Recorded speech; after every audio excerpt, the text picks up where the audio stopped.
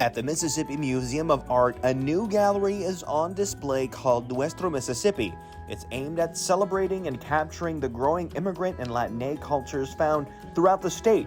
We speak to leaders with Yahe and the Mississippi Humanities Council to hear how they helped pull off the exhibit.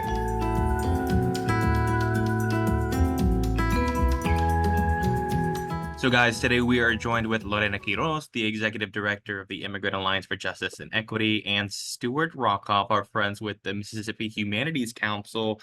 And we're going to be talking a little bit about Nuestro, Mississippi, one of the newest additions to the Mississippi Art Museum in Jackson, Mississippi. So I guess, Lorena, if you want to talk a little bit about it, because it was a big unveiling, a lot of people came out. Really, what is Nuestro, Mississippi? All right. Hello, everybody. Thank you, Andres, for making sure that we get this on record on our Hummingbird podcast. Super excited about Nuestro, Mississippi, which is it's been I would say a work of love. May I include Dr. Stuart Rokoff in that because we have been working on this for probably about a year in collaboration with Mississippi Museum of Art, who also jumped on the bandwagon excitedly, and the Mississippi Foundation, and then we have the partnership with Raj. And so Nuestro Mississippi is it's um, it's a photo exhibit. There's also an oral history part to it, which we're trying to make sure that gets added within the next couple of days. It's the story of the unsung heroes of Mississippi, many of which I've worked, but some of which I just heard along the way as I've been in Mississippi for about 26 years now. And people that I've run into in the rural parts of the Delta, on the coast, some people that have come through introductions, and then some people that actually were working hand in hand with a coalition during the ice raid. So it's about 20 or so heroes and their families and their story of why they love Mississippi and why they feel Mississippi. It's not also it's not just that they are part of Mississippi, but Mississippi is also a part of them. And then Stuart, just to kind of back up the comments that Lorena just made, tell me a little bit about the humanities roles in it and the Humanity Council. Look, my time in Mississippi, I got to see a lot of great work that you guys have done in promoting just a wide range of different art styles and artists. Tell me a little bit about you guys' involvement. Yeah, thanks, Andre. So this is, yes, we've worked on this for about a year, but I've had this idea in my head for sort of much longer, and it kind of gets to what Lorena called the unsung. It was a sense that this is a community. It is the fastest growing segment of Mississippi's population by far. And after the ice raids, and I was very much an outside observer reading the news. I was not on the front lines like Lorena and her cohorts were. I saw how deeply rooted the sort of communities were. And I realized that too many Mississippians did not understand or know about this community. And so in the back of my head, I was like, the Humanities Council needs to help document, lift up, kind of preserve the story of this community.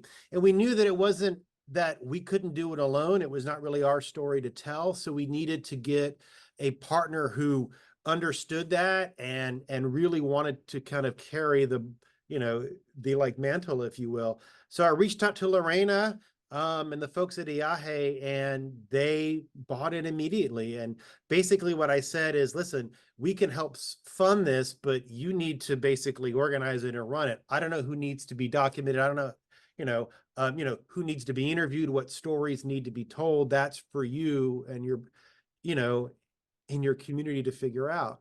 So we selected a photographer from Texas, Rogelio Rodriguez, who had done a beautiful book called Mi Sangre, taking photographs of life along the Texas-Mexico border, just stunningly beautiful photographs. And we thought, what would it be like to bring this guy to Mississippi and put him out, not, all over the state, up in the Delta, down on the coast, in Jackson, in Morton, in Carthage, and to have him take beautiful pictures of folks in this community, and also to kind of collect their stories. And so we've been had a really it's been a really wonderful partnership with IAHE. And I often say that a big part of my job is trying to talk people into doing stuff. And I'm really proud that I was able to talk Lorena and sort of IAHE to kind of really taking this on and helping to produce this extraordinary exhibit. And Lorena, if we could talk to you next, having something like this in such a prestigious place like the Mississippi Museum of Art, what is that like, as a mother and as a fighter in this community? What is that like to see this type of art in that institution? So I'm gonna pick up right where Stuart left off, and that's that he didn't have to talk me into it because it was such an amazing idea, and on my end, I had been speaking to folks at the University of Mississippi, at the Muslim Museum of what would it be like, and some archivists that had shown up during our actually grand reopening about archiving the history. We have so many stories. We have so much art we've collected. We have letters that uh, people that were detained, and so I had been looking for something like this. So it was a perfect fit, I think. But back to your question, and I mean, what a privilege it is. I often think about, like, I'm from the global South. I am from South America, and I just walked up north, right, to Turtle Island. So I feel like a lot of the people that they share that this is our state too, and so to have the pictures of, actually, this was Roger's idea to take my picture too. So I'm up there somewhere, and it's me and my girls who were like, no, we don't want to do it. So it's not only am I proud, but it's also just a beautiful feeling. And at the grand unveiling, I saw people that I've worked with, that I've known for like decades. Like people that I trained like 15 years ago, that we did, like when I was at the health department, that we did outreach with, that I trained to be like diabetes, and so it was a beautiful thing to have all these folks come back in, and a lot of them were able to recognize at least one picture. So like the work that we did recognize through capturing these pictures, it's known, within our communities, and I can give many examples. One of the women that was captured, she was very shy, and actually she didn't come to the opening because of her shyness, but she was the first um, Latino Parent of the Year in Utica. And actually, Stuart kind of signaled that out. I think he had caught it, and we were like, "Well, we know her. Like, I knew of her. She had worked with the EL director that happened to be Nancy Tillman, who's also on our walls. But these are stories like to have the first like Latina be elected as Parent of the Years in this very rural community, and then her picture ending up on the wall of the Mississippi Museum of Art, right? Like a representation in our entire state is a beautiful thing. Yeah, and Andres, like Saturday was just, I mean, it's one of the most memorable events during my tenure at the Humanities Council because, I mean, and actually I'm thinking, Lorena, of like Manuela Castro and her sons. This beautiful portrait of them on the front porch of their house in Canton. And they all came up and they posed in front of that photograph. All of her sons came, young kids. And I just remember thinking like those kids, and also Ms. Castro just felt such a sense of pride that they're in the Mississippi, that they are in this art museum and that they are sort of the honored guests of this major event. And so it was just very, very powerful to me, as someone who's not a part of the community. And I'm glad you mentioned that, Stuart, because one of the things that they're indigenous people, they're Mayan, and oftentimes a lot of people. I know you're a historian, you're a doctor, but as we think about like what a lot of everyday folks don't realize, that Mayans are still there, exist.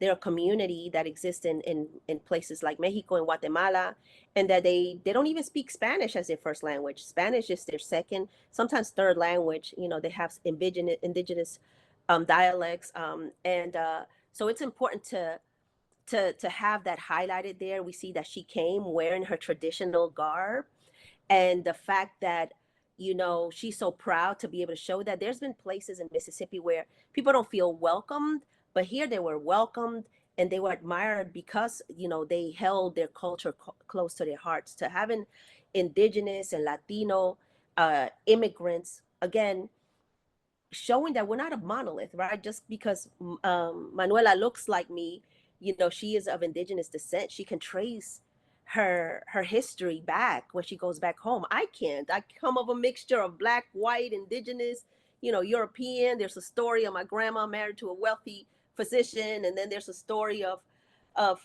black folks being abandoned on my side. So I can't trace my history myself. So it's beautiful that we were able to capture some indigenous leadership, and then also remind folks that indigenous people are still around here in Mississippi. And that's one of the great things of how Lorena helped shape this exhibit, is that she wanted to reflect the full diversity of this community. And so people from all sorts of different places who live all around Mississippi, they do different things for a living. They have, and so I think that was one of the exciting things about the exhibit, is that it's not everyone's stereotype, but it shows the full range, of the Latino experience and the indigenous experience here in Mississippi. And Stuart, has something like this ever been done to honor indigenous Latine, there in Mississippi's capital? So, not that I've been familiar with. I've been at the Humanities Council for about 10 years, and I will say that we have a history of being very interested in the ethnic history of Mississippi and the different immigrant groups. We've helped publish a couple of books that talked about the different immigrant groups in Mississippi. But in something in such a powerful way, not that I've been sort of associated with. One of the questions we had, Andres, was, should these images be in black and white or should they be in color? And most artistic photography are in black and white because it's more, I guess, abstract. It has more of an artistic quality. But when we saw the images, the art museum made the decision, along with Raj, that color was the way to go. And I think that was the right decision, because it shows just how colorful this community is, and and it gives it a brightness, that I think is very engaging to the visitor. Well, sure. And, I know this gallery has been open for a few days now, almost a week now. What has the response been? I know opening day was very emotional, Lorena, like you said, but, both of you guys, have you been getting a lot of great feedback from people visiting the museum so far? We could start with Lorena. I mean, I got so many texts that evening. Because it wasn't just about the exhibit. We could have just, had a little ceremony. We had art. So we invited Nuestro Arte, which is a new Latino art gallery in Hattiesburg. And then we invited another young Latino artist who just graduated from MSU. We had food by local Latino vendors, El Potrillo. So it was a really, and we had from NOLA, I know you know him, Andres Fermin, who's been doing a lot of work with Latino and immigrant organizations. And we've been working with him through our national work as well. So it was a very cultural, I would say, immersive experience, where we got to really meet and just enjoy each other. And I say we community, we were able to share a little bit of ourselves with the Mississippi community. So that's how I felt it. And I think that even there were some organizations that kept saying that took this project as their own, Stuart. I don't know if you noticed, like there were two other organizations that were like, yes, we're part of this, versus just Yahya and the Humanities, because they actually felt that they were part of this whole process. And I hope that in the future to include them, because and I keep putting Stuart in there, but the goal is to have this beautiful book, kind of like the one that Raj produced, to highlight many more of these unsung heroes. Yeah, and so our hope is that this is the start of a much longer project to document and interpret this community. And I mean, I agree with Lorena. I mean, I've heard from the folks at the Art Museum. They were so excited by the exhibit, by the crowd that turned out, by their opportunity to engage, frankly, with the community that they had not previously engaged with. And I will throw the Humanities Council in there as well. I mean, afterward, several of the folks who were on the panel and even in the audience afterward, I started talking with them. We thought, oh, we can partner with you in this separate project. And so we already have follow-up meetings with some of the folks that we met at the opening to think about how we can further support and do work in this community. And so, you know, it's a great start, and we're excited to kind of continue the momentum, both with Nuestro, Mississippi and beyond.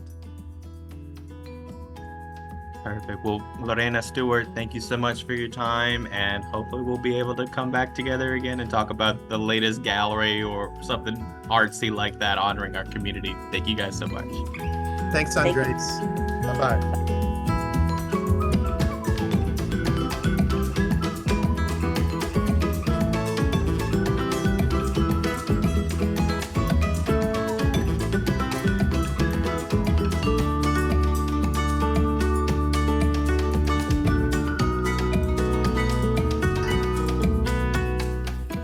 The Hummingbird Recordings wants to thank all of the sponsors, supporters, volunteers, and listeners that make the Immigrant Alliance for Justice and Equity's mission possible. Thank you all for listening, and until next time.